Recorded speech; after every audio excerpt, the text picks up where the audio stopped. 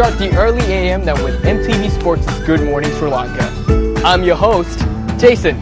Today we'll be kicking the show off by increasing the testosterone level. I had to do that. It was a bit dramatic, but I had to. Good. Alright, so our guest today is Dr. Harin Jayasinghe, who is the president of the Mixed Martial Arts Federation here in Sri Lanka. And also, I might mention, a doctor who specializes in hair transplant. Correct. Good morning! Good morning. Alright, it's such a pleasure to have you on the show here. Thank you. You are the pretty much the founder of Fight Night Sri Lanka here. I am, yes, and I brought MMA to Sri Lanka. We started in 2009. We've been going strong since then. And our thing is to, put Sri Lanka and MMA on the map, on the global map. That's brilliant. Alright, so now, for the people, a lot of our audience, a majority of our audience happens to be aunties. Is that right? Yeah, because me, Yeah, of course they love you. Yeah, I can imagine, yes. Alright, so what is MMA, mixed martial arts, exactly? Well, it's a combat sport. Okay. And it's very popular overseas. It's getting very popular in Sri Lanka as well. It's a mixed form, so it incorporates lots of different styles of martial arts. And basically, people fight, and they fight to win, and they fight to earn money. It's a professional level sport. So it's Sri Lanka's actually first professional sport. Right. Now, this is obviously very famous around the world. It is. And you managed to bring this down here into Sri Lanka, and it's been, its inception was back in 2009. 2009. Yeah. So it's been here for a while. It's been here for a while. And now you're actually training Sri Lankan boys to kind of get used to this mixed martial arts. Yes, we are. We've been doing it now for 4 years. We've sent Sri Lankan fighters overseas 3 times now. Nice. Yep, and they've done okay. And I mean, our standards improving every time. They've all made money. That's the important thing. I mean, these guys are earning a living out of fighting. I mean, which is Sri Lankan athletes don't really get to do that unless you're cricketers. And so exactly. That's the thing. So now you can actually, if you have athletic ability and you want to get famous and earn some money, you can now. You can do this. And that's with MMA. That's what MMA is about. Exactly. Because you're right to bring that up, because I mean, when you think about athletes here in Sri Lanka, I mean, even if your school, no matter how much you put into swimming or tennis or whatnot, and that's it. After high school, it's all gone. It's done. Really exactly. Yeah, it. because life comes in the way, right? You have to get married, have kids, do a job. Exactly. But with this, you can earn income, and you can earn a very good income, and in dollars as well. So that's a big thing, and it's it's a good chance for these kids. Really. Right. So mixed martial arts. Now, you being a doctor, let's speak about now this. A lot of people might look at it and say, "Oh my God, that's really violent," don't you think? Yes, I understand. But what is the other side to this? Okay, so it's actually one of the most safest combat sports because it's very regulated. All right, so the health of the fighters is very important. Yeah. And fights are stopped very early. As soon as we know that a fighter can't defend themselves, and they look like they're in trouble, we will stop the fight. So that way, no one ever really gets hurt. I mean, you get a few lumps and bumps. I mean, that of course happens in any sport, rugby, anything. Of course. But there are no serious injuries, and this has been going on for 20 years now overseas, and no one has really suffered any serious injuries from this. I've done a few. Does it matter? Now, I understand. Now, when you speak about putting 2 men into a ring or 2 opponents against each other in a ring, you would think, okay, size does matter. For me, I would look at a boxing and say you have like different. You have your heavyweight and your flyweight. Of course. Does that comply to MMA? It does, okay, because the thing is, fights are done in weight categories, and for a good reason, okay, because the thing is, if you get 2 good technical fighters and there's a big weight difference, the heavier guy will have a big advantage. I mean, that's nature. Martial arts per se, I mean, the idea is that a small guy can fight a bigger person, but I think when it gets to top level fighters, it's not very easy to do. I mean, weight does matter a lot, and so we do have weight categories, just like any other sport, we do have weight categories like wrestling and boxing. Everything is done in weight categories. What are the apart from the benefits of earning a career, like making a career out of MMA? What other benefits can you gain from learning this art? Well, you get very fit. You have to be very fit to do this. Where we've opened a new center in Narvala. It's opening on the 15th, and we have free sessions coming up. People can come and join at 6 p.m. in Narvala. It's called the Glory Fitness. And basically, they can come and see for themselves. We do a lot of cardio-based stuff, a lot of strength-based stuff. It's for any age group. But of course, fighters are young men predominantly. But women can fight as well. There are a lot of female fighters as well now. Oh, so there are. Yeah. There's the UFC, which is the biggest event in the world. It has a female category now. So women can earn money as well from this. So this is not only might build your health, but also it's great for self-defense. It is, of course. I mean, basically you have to be good at all the martial arts to be able to do this. Right. So I mean, you know. So wait, let me get this straight. This is okay. What I understand about martial arts is that it takes years to kind of, maybe a decade or two, to kind of really master an art of that sort. Like for example, Wing Chun. We had Tommy Burlig a few weeks back, who kind of was a master of it, and he said he took like maybe 2 decades to kind of master it. Mixed martial arts, how do these fighters master all of it in like... It's a good question. I think the thing is, you have to get good. It's not to be mastering. I mean, the thing is, it takes too long, because for instance, now a good martial artist can box. They can probably kickbox. They can wrestle. They can do jiu-jitsu. These are individual sports. Each takes many years to get good at. It's like people who do heptathlons and decathlons. You're good, but you're not the best in the sport. But you're good enough to combine everything, and that's what's unique about it. You're able to strike, but you're also able to fly it on the floor, which is a great thing. You know, you're able to wrestle, so you can do all these things. And I think it's just like exactly like the decathlon and the heptathlon in the Olympics. You can do all these things, but you're not the best. You know. Well, like when that first bell goes off in the ring, what is the objective? Is it because I understand, like if you look at some mixed martial arts, there's take your opponent down the fastest way you can. Is that the same? Yeah, I mean, thing is, as the sport gets better and better, everybody's good at everything. Yeah. So it's not so easy anymore. I mean, in the beginning, when mixed martial arts just came into the fore in the 90s, early 90s, the grapplers, the people who fought on the ground, had a big advantage because no one knew how to fight that way. So people used to strike and think that, you know, Bruce Lee style, you know, kind of striking arts were the best way. Yeah. But then this grappling thing came up, and it was a big problem for a while. And then everybody started to learn jiu-jitsu, and now everybody can fight on the ground. They can, you know, do takedowns, fight on the ground. So sports evolved, you know. So now the idea is have a game plan, understand who you're fighting, understand his strengths and weaknesses, and kind of overcome him using that, you know. So you actually fight the fight. You're fighting the fighter at the time. You're not thinking about every other fighter in the world. So you're not trying to be the best martial artist. You're trying to win that fight and earn your purse and make some money, you know. Right. So it's a lot to do with the holds and the, you know, grappling. Yeah, absolutely. Can this can this be used in a street fight? If it ever came to that, not that I would ever. We don't advise anybody to fight. I must say that. But yes, I mean, obviously, because I mean, you're testing yourself constantly in combat. I mean, there's no other way to get good at MMA without fighting. You know, you have to spar. You have to spar daily in your gym, right? And most professional fighters train 6-7 days a week, twice a day. You know, it's a professional sport. That's the thing. People have to understand that this is not amateur anymore. People are doing this because they're making a living from it. So they have to be good. And if you know, and if you're not good, the next guy is going to be better than you. You know, so you have to keep pushing hard. And the idea is to learn new techniques, keep constantly practicing, work on your fitness. You know, and become better and better. And the younger you start, the better, really.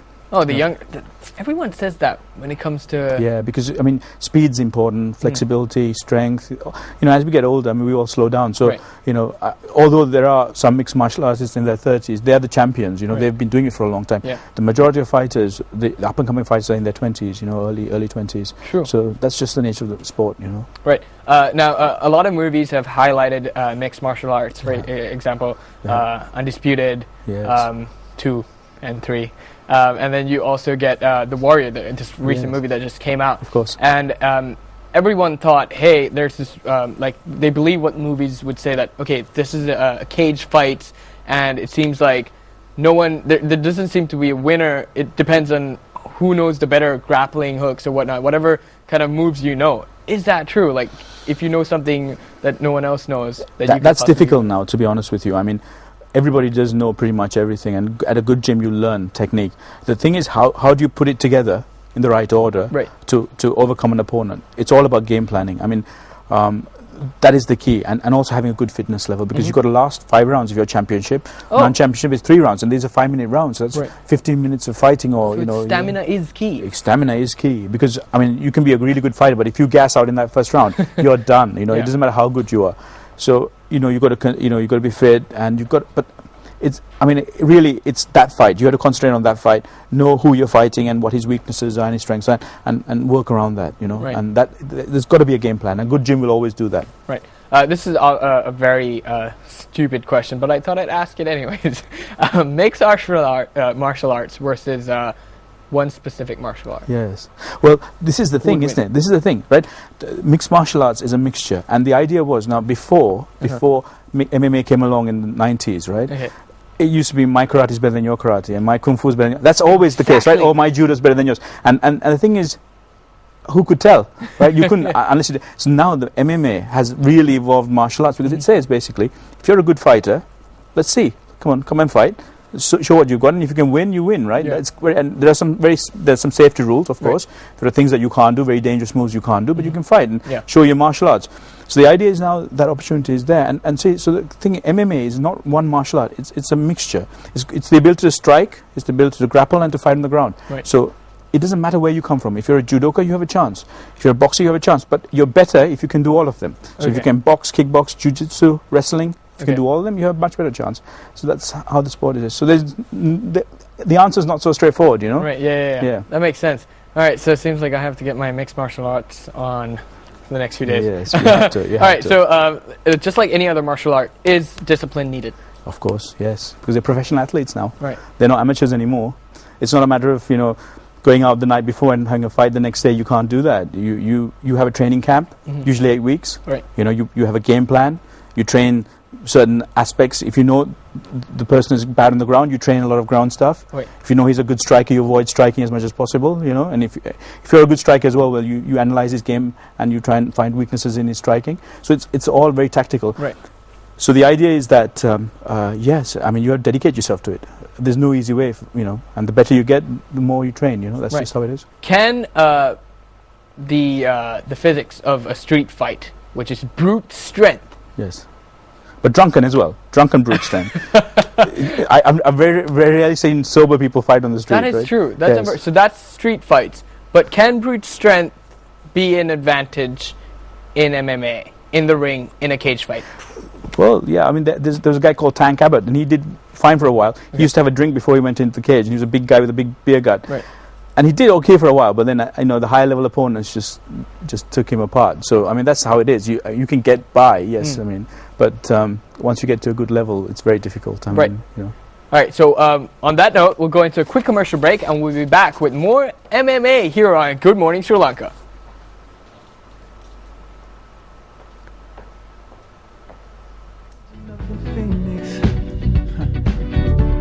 All ends with beginnings. What keeps the planet spinning? The force from the beginning. Love. We've come too far to give up who we are. So let's raise the bar and our cups to the stars. She's up all night to the sun. I'm up all night to get some. She's up all night for good fun. I'm up all night to get lucky. We're up all night to the sun. We're up all night to get some. We're up all night for good fun. We're up all night to get lucky. We're up all night to get lucky. We're up all night to get lucky. We're up all night to get lucky. We're up all night to get lucky.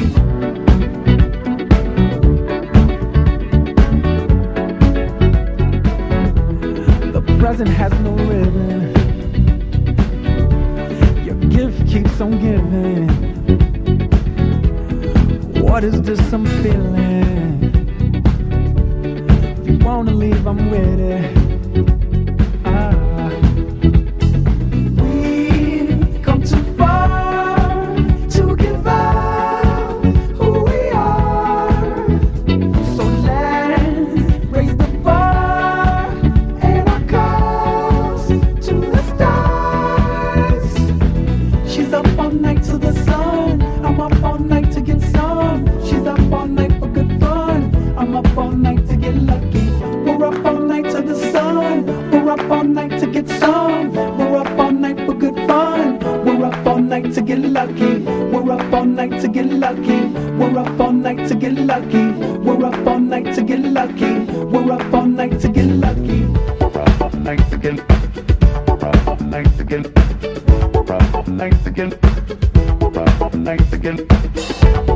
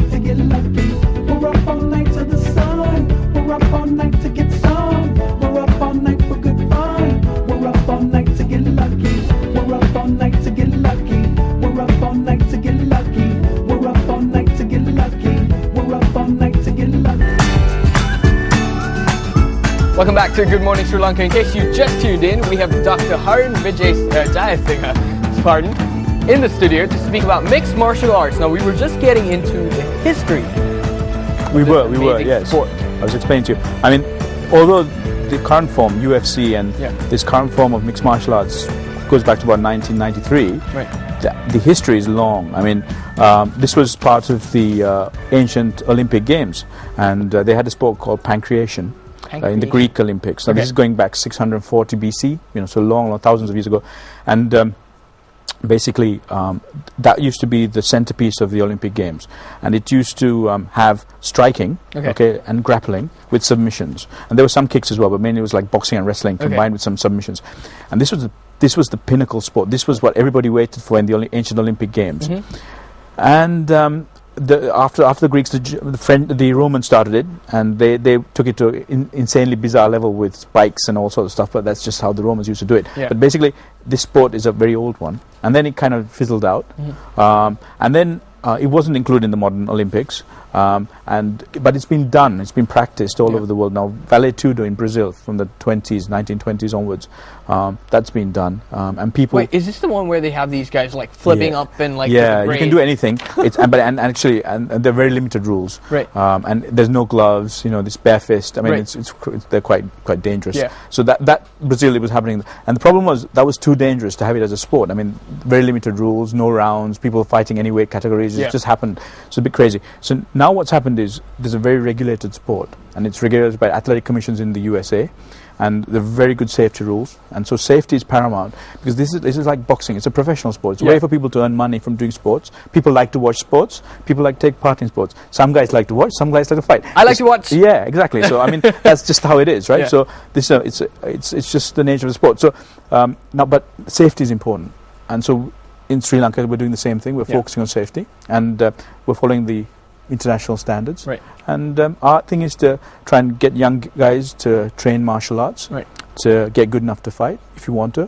go overseas, make a living, maybe one day fight for Sri Lanka somewhere, maybe in the UFC one day, that'll be awesome. we can dream, Of course, I think it's very close to reality from what you're doing here. All right, so now when you brought up safety, I know there's one thing that obviously if someone can take on the opponent, if they want to give up, they just tap out. You submit, yes. Okay, so that's submission. That's submission. So, so now when it comes to safety, what other safety rules do you guys have when it comes to? There's a whole list, right? There are certain things that are very dangerous. Poking fingers in eyes, putting fingers in mouths, spiking, where you lift somebody and plonk them on their head, so they can break necks. There are strict rules. Yeah, so it's very brutal and violent. So and so you have to avoid all these things that can injure someone quite badly. And you take all those out. So the rules are very clear. There are dangerous moves that you can't do. But of course, and you fight with gloves. You have gloves on. You have a mouth guard. You have a groin guard. So you have some protection.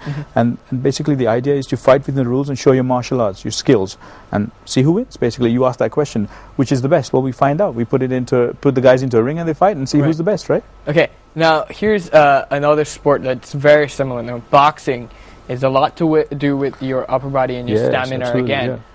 If a boxer was ever to take on a mixed martial artist, who, by the way, uses his legs. Yes. So you already had a big disadvantage, right? It's happened now. It happened in UFC had an event. So I mean, the thing is, if you're a boxer, you box. But if you're a mixed martial artist, you box, you kickbox, you wrestle, you do jiu-jitsu. So you're good in everything. You may not be the best boxer in the world, but then as soon as he starts punching you, take him down to the floor, and then he's lost because it's a whole different world there. He just crashes down. And when you're on your back, it's a whole different world there, And techniques are different, everything's different. So I mean, you've got to be all-rounder. You've got to have some skills, to do mixed martial arts. True. All right, so it doesn't matter if you're not good at one specific thing. If you know every single thing, then you have to have some idea to your advantage. Now, UFC. Now, you keep bringing this up. Yeah. Everyone that's interested in, likes to look at boxing or a fighting sport knows what UFC is. For the unfamiliar, what is UFC exactly? Okay, so it's a professional organization in America. It stands for Ultimate Fighting Championship, and basically what they did was they managed to put safety rules in place to let these fights happen, and bring it to the mass audience. Right. So they revolutionized the sport. Until then, it was always small events going on, and they weren't making money. Even the UFC, for 10 years, they struggled to make money. Right. But now it's become a phenomenon. I mean, it's a $4 billion industry, the UFC alone. So they're a huge conglomerate, and basically they put on fights all over the world. They're going into China now. They're going to China, and they're looking everywhere, Far East and Europe and everywhere, and Australia. So they're putting events, and this has become a global sport. Right. And Sri Lanka can take part now. Our boys can go, our boys and girls, I guess, can go and take part. That's awesome. All right, now, do you ever see a Sri Lankan, well, now you said you hope, do you ever think that Sri Lankans could come up to that standard when it comes to mixed martial art fighting? I think we can, because we fight in weight categories, so we don't have to go into the heavier weights. We have a lot of people who follow martial arts, and we train martial arts. The problem is, it's done at a very amateur level, that's the problem. So people have, the mindset has to change a little bit. You have to understand there's a professional sport, you have to train like an athlete. That means you train regularly, you have discipline, and discipline is key, you have to understand that. But you have to be scientific trained. So it's got to be scientific as well. It's not just running miles and miles, it's very scientific, very, very targeted training. Yes, we can. I think we can. It'll take some time. I've got some good guys. They've been training with me for about 2-3 years now, and they started when they were quite young, about 16. So they're the actual first Sri Lankan mixed martial artists. Okay. I tried working with martial artists in Sri Lanka, but what I found was they were quite fixed in their ways, and it was difficult for them to adapt. But so we've abandoned that now. We train people up from scratch, and that's going to be the future. Brilliant. We're going to have all-round mixed martial artists. Now, two things I'm always curious about when it comes to mixed martial arts that you see on TV, on the internet. Why cages? I'm not entirely sure. I think what it was when the event first started. They wanted something that looked really dangerous. It was missold, to be honest with you, and it nearly got banned. The sport nearly got banned. It looks like you've got, it's like animals fighting in a cage. That's the thing. And the thing was, that's not what it is about. But unfortunately, the cage idea has stuck, because the UFC, when it bought the franchise, it came with the cage and the UFC, and that's in people's mindsets. The cage as a fighting arena has some advantages and disadvantages. So the athlete has to understand how to fight in a cage. It's different from fighting in a ring, where you have the ropes and you can bounce off these. Now you have a wire mesh, and so you have to understand how to work with that. So the fighting arena is a bit different, but I mean, it doesn't matter. A fight's a fight, and basically it's all about technique and fitness and skill and heart, and wanting to win and everything else that a fighter has. So it doesn't matter really whether there's a cage or not. Right. The second thing I was curious about is that if you look at a lot of the fighters, now these guys look really fit. I mean, I mean, if you get boxers, they've got like a bit of weight put on, but these guys are always, like, in other words, ripped. They are. Like super fit. Well, like, how does that? Why would they do that? It's because they got to cut weight most of the time. I mean, there's a big advantage in being a naturally big guy who cuts weight to get into a weight category, because you have a weigh-in. The weigh-in's night before, so you can rehydrate, so you can put on a couple of kilos. So if you can cut your weight before the fight, you're a big guy fighting smaller guys, and that unfortunately that's the case. I mean, in wrestling it's a common thing, and so it's not just MMA, but so people cut weight. So the more ripped you are is because, well, you have to get rid of all the extra fat, right? So that's why they're ripped. Makes sense. So no point carrying a lot of fat, which is heavy. True.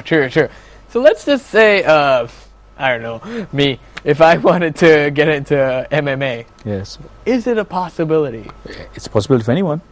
If you want to do it, but you've got to have the time to do it. I mean, that's the thing. I mean, and you've got to want to do this as a profession. You can do it as a sport. That option is always there. As a hobby, As a hobby, you can learn jiu-jitsu, you can learn Muay Thai. That's what our centre's about, right? We train everybody in everything. You don't have to be a professional fighter to join our centre. But the thing is, but we are giving that avenue for people who want to do this professionally as well. Now the option is there.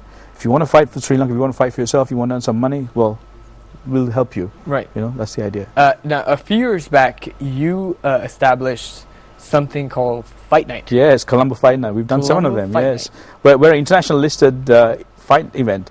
Yeah, you can find us if you Google us on the international boards for MMA. We're there.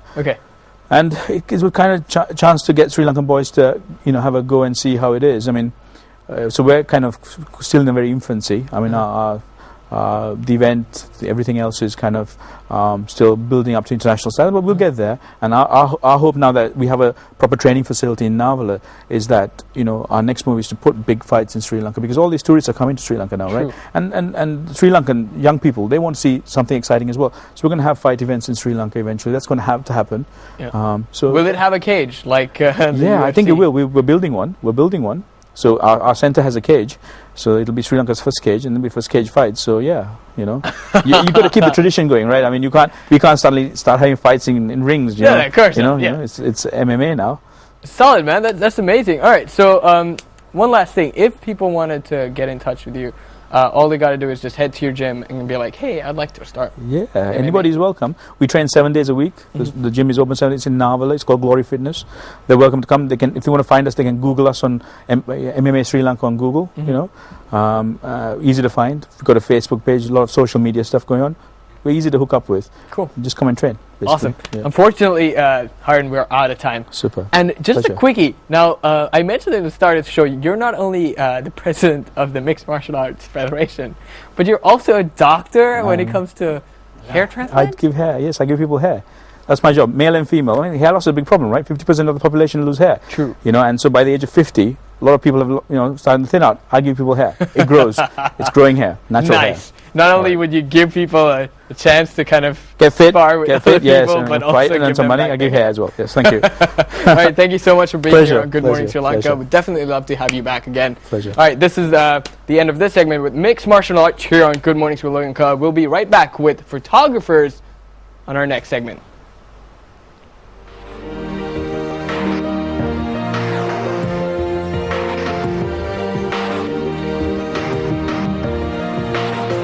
Yeah, you can be the greatest, you can be the best, you can be the King Kong banging on your chest. You could beat the world, you could beat the war. You could talk to God, go banging on his door. You can throw your hands up, you can beat the clock. Yeah. You can move a mountain, you can break rocks. You could be a master, don't wait for luck. Dedicate yourself and you gon' find yourself. Standing in the Hall of Fame, Yeah, and the world's gonna know your name. yeah, 'Cause you burn with the burning flame, yeah, and the world's gonna know your name. yeah. And you'll be on the walls of the Hall of Fame. You can go the distance, you can run the mile. You can walk straight through hell with a smile. You could be the hero, you could get the gold. Breaking all the records they thought never could be broke. Yeah, do it for your people, do it for your pride. And you're never gonna know if you never even try. Do it for your country, do it for your name. Cause there's gonna be a day when you're Standing in the Hall of Fame, and the world's gonna know your name. 'Cause you burn with the burning flame, and the world's gonna know your name. And you'll be on the walls of the Hall of Fame. Be a champion, be a champion, be a champion, be a champion. The walls of the Hall of Fame. Be students, be teachers, be politicians, be preachers. Be believers, be leaders, be astronauts, be champions, be truth seekers. Be students, be teachers, be politicians, be preachers, Be believers, be leaders, be astronauts, be champions. Standing in the Hall of Fame, and the world's gonna know your name. 'Cause you burn with the burning flame.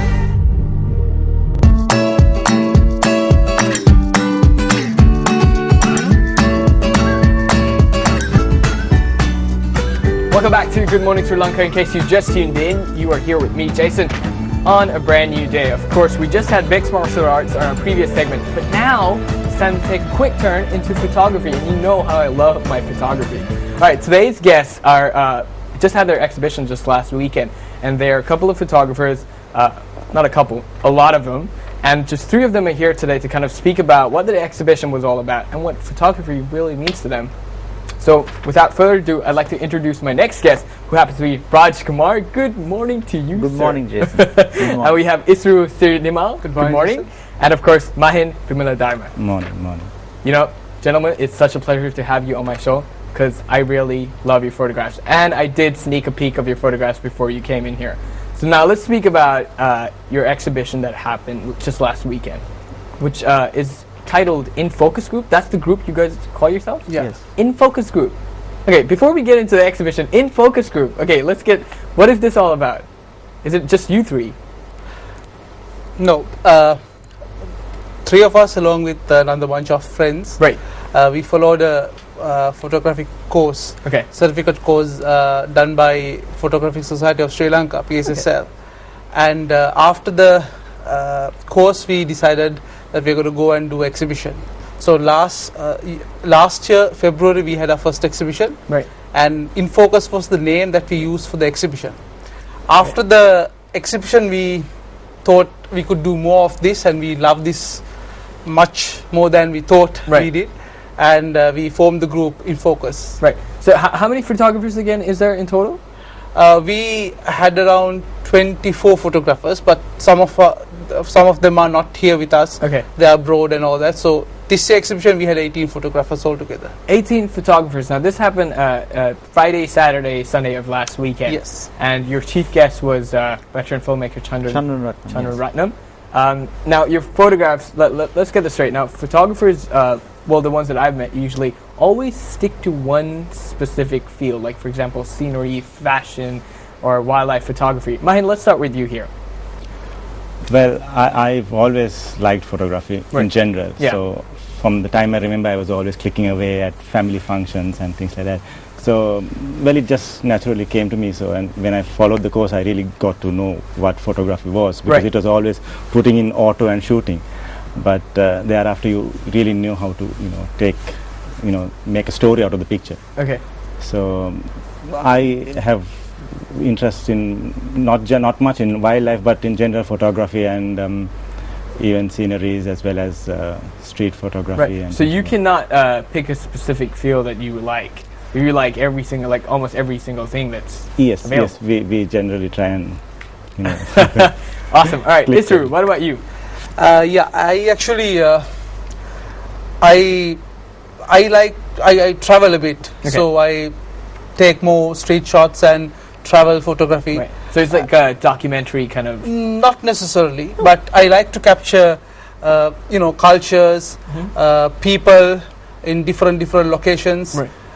and landscape, all that. That's awesome. That's cool. So you started. How long ago did you start? Well, actually, photography I started a couple of years ago when I bought my first camera. Right. But I've been into painting and stuff through my childhood, so I think Ooh. so it was easier for me to adapt the frames and Right. composition. Right. So the life of an artist also helped you with your photography. Yes, very You've much. kind of got to know two different styles of art. Yes. All right, Raj. Let's get to you now. Right.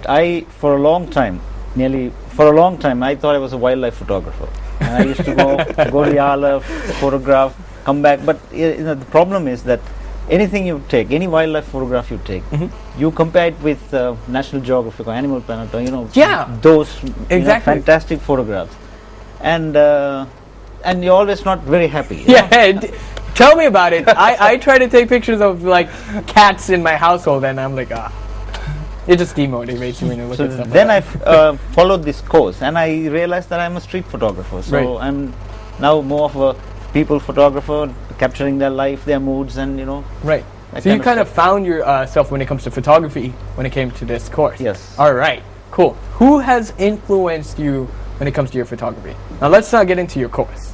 Let's speak about other photographers, or would it happen to be someone else in your life that'd be like, you know what, maybe. Well, my father, he has a big a family album, a big one. Okay. He started when we were kids, or even before we were born. Right. So that itself, inspired me to. It's a document, Right. your family document. So that was, I think, the beginning. Right. That's so cool. Yeah. Isra, what about you? Who's influenced you in your life when it comes to photography, of course?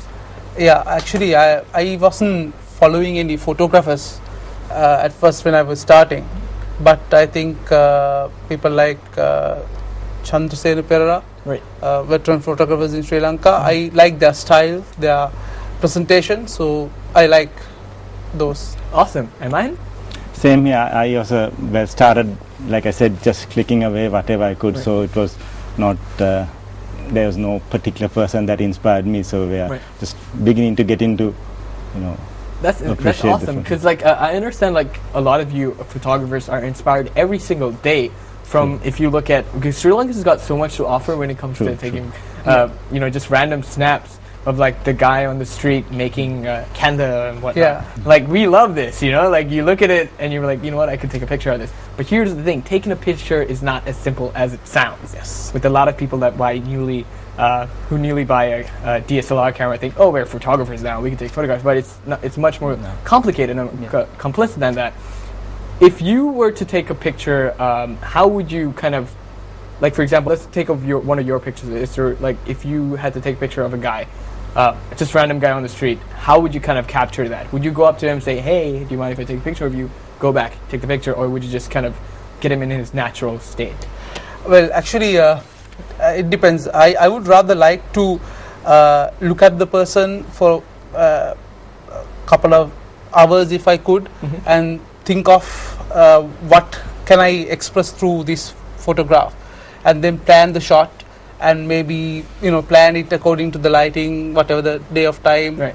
and take the shot accordingly. Right. And sometimes there are moments that we can capture, Right. so you don't have that luxury of planning the shot for a long time. True. So I do both ways according to the situation. Right.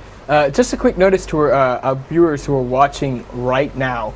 If you ever see Isru on the street staring at you, he's about to take a picture. He's not just stalking you. Thanks. All right. So Raj, what about you? When it comes to taking pictures on the street, do you interact? I like to catch them in their natural mood, so that's when the long lens help you, Right. right? Okay. Say like a 7200, Mhm. stay back, and you just pretend that you're shooting something else and quickly shoot the guy, Paparazzi. capture the guy Yeah. in a paparazzi way.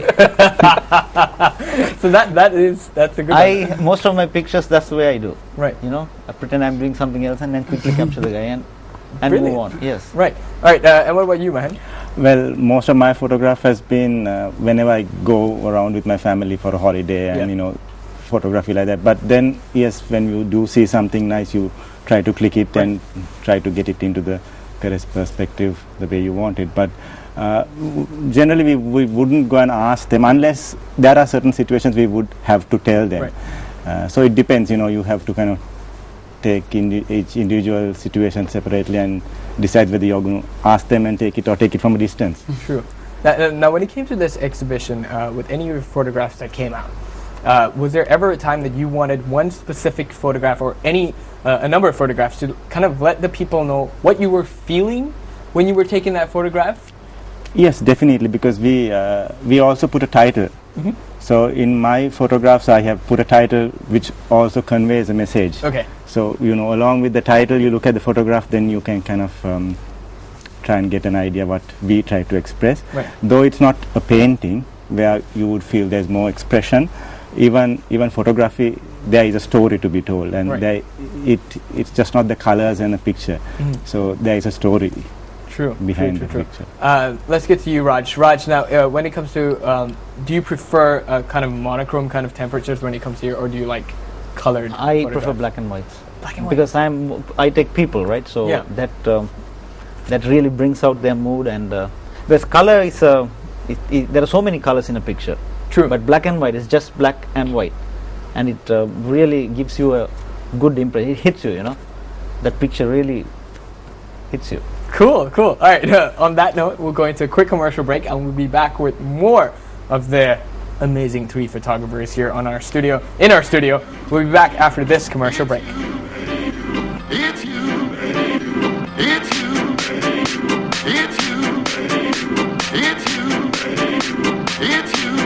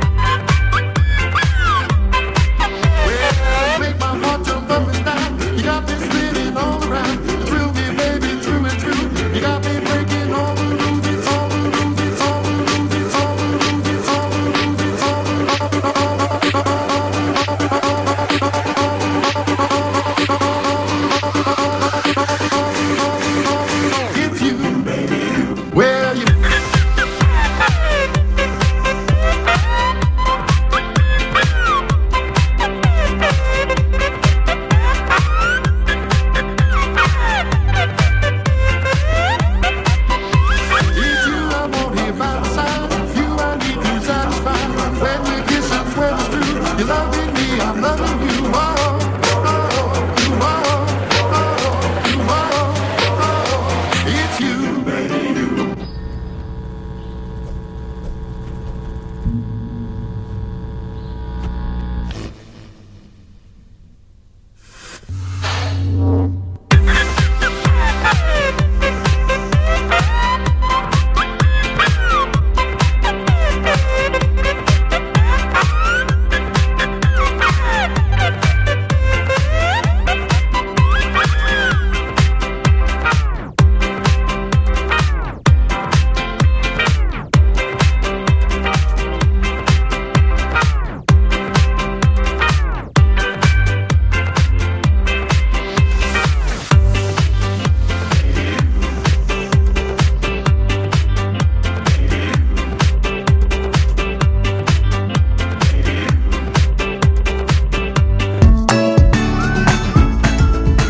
Welcome back to Good Morning Sri Lanka, enjoying the sensational sounds of duck sauce.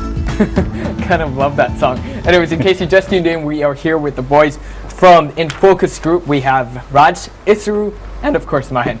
Welcome back to the show. Now, we were just going to get into your photographs because the people that were watching previously was like, okay, these boys talk the talk, let's see what they can do with their photographs. All right, Mahin, let's start with a couple of your photographs that we're going to take a look at right now.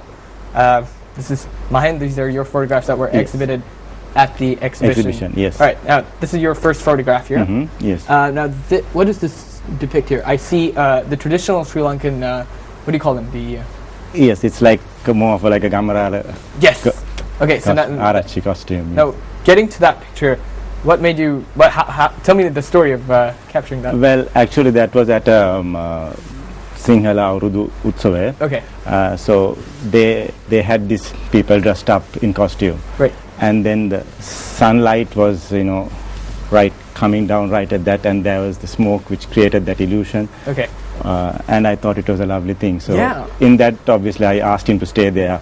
And, Okay. Yeah, no, because when I looked at it, I was like, no, that has to be like more of a studio shot. But it looks really amazing. Like, it looks very like you've not interacted with the guy at all. Like, he was just standing there by his own sense.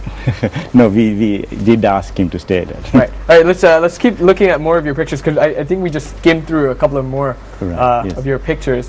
Let's just take a look at those again. All right, now this is obviously sunset. That was at the Benthara beach. Ah. Those are my two kids with my brother-in-law running Okay. around, and that was just spontaneous. They were just having a good time. Right, and I'm guessing this picture has a lot to do with your kids as well. Yes. That I kind of had a slow shutter speed so that I got their motion into it. So Right. kind of it's not. You can see their movement in course, that picture. yeah. So that was. And this is Once again at Koggala. Okay. I titled it "Boys Will Be Boys," and as it shows, right. These are the locals that go. they're for the locals. skiing. I was shooting from far away. They had no idea I was shooting. They were like, some guys taking a photograph of us. Let's put our clothes back on. All right, so those are really splendid photographs. Now, when you obviously at your exhibition, did you kind of because usually this is what I do. If I ever presented something of my own, I would stand there hiding and listening to what people would think my photograph means. Right. Was there anything interesting that you heard of, like when people looked at your photograph? Did they say something out of place? Like, for example, maybe you took the photograph thinking this is what it was saying, but to someone else's eyes, it would tell a different story. Was there anything interesting? Well, not really. Most of my pictures were pretty clear as to what it was. There was one which was not shown here, but which had a very close-up of two elephants who were dressed up for the Perhara, and it had only their eyes. Yeah. With all the dress. Right. So that people were wondering what it was all about. Other than that, it was pretty clear as to what I was trying to do. Amazing. Yeah, that's really cool. Like I said, the title does make a big impact on what it is. Okay. So we try to kind of right. When we go back to the what do you call them again? The Mudalali. The Gamarala. The Gamarala. The Gamarala. What did you title that? I call that the resurrection of the past. Resurrection of the past. Okay. Because it was the past, as well as the sunlight coming on to him as if he's being resurrected. So kind of it had a That's interesting. I bet you thought really long and hard when it comes to putting these titles. Yes. All right, Isru, let's get into your photographs now. Let's take a look at Isru's photographs. These were exhibited at the In Focus Group exhibition, which was last weekend. Now, this photograph, this looks like a rock star. I know. Actually, this is at the goal face green. Okay. This is one of the spontaneous shots. Actually, he was lighting the lantern up for the night. Right. I was there walking with my wife, and I was planning to take a sunset shot. Right. And all of a sudden, I saw this, and I forgot the sun and took this. It came out really nice. Right. Wait. Was this a Sri Lankan man? Yes, it is. He doesn't look Sri Lankan to me. Yeah. Like I looked at. Is it possible for us to actually get another look at this picture, which is simply like it puts me at like, is this really Sri Lankan? Look at that. Looks like I'm in Thailand. This is amazing. So you've played around with your contrast a lot as well, like the colors in the picture. Or was this Yeah, I tried to enhance the colors a bit because to get the flame a little highlighted.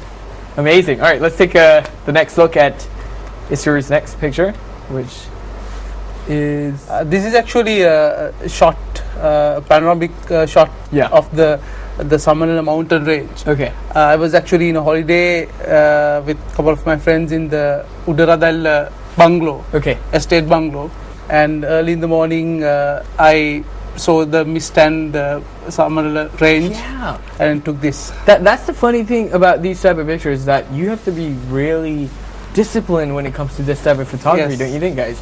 Like, it's always waking up in the morning to get like that one perfect shot. Up very early. Yeah, actually, I'll the next picture would actually I had to have a lot of patience to get The next picture, yeah. Okay, let's take a look at that. this one. This is actually in Amsterdam. Netherlands, Helu. Okay. I was at that spot waiting for the train to pass by with a cyclist Okay.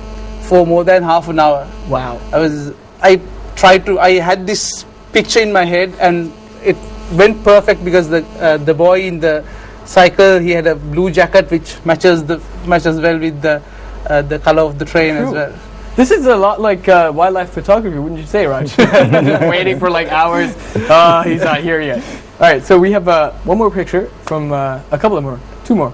One more, I think. One more picture of Isru's pictures collection from the exhibition. Let's take a look at that. Yeah, this once again in Netherlands. Netherlands. He's a accordion player. Oh yeah, those guys that play that thing. So he's down by a windmill playing the accordion, and he was very friendly. I was afraid to approach and take a picture of him, Right. because I didn't know how he would react to it. Right. But then he was very friendly, and I took as many pictures as I wanted, and a This lot one of people stood out like this from all of them. Yeah. Was the smile like? How did you make him smile? No, he's very friendly. He Okay. smiled. Once he noticed that I'm taking photographs and I'm quite serious and obsessed about it, he started smiling. And He's like, I better give this guy what he wants, or else he's gonna be here for a while. Let's just smile and get it over with. probably.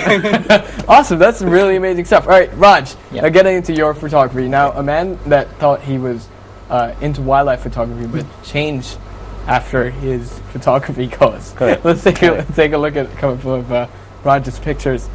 All right, this is the first one. This one is in Kitulgala. I called it the soap opera. The soap opera. They're all soaped up. Oh, They're in the river. Yes. no pun intended. All right, soap opera. Now, this is back in the day, or it looks like It was starting to rain in the afternoon, Okay. and these guys were enjoying themselves. Right. Probably returning from Siripada, having a bath in the Kitulgala river. Right. So I was up in the restaurant, Okay.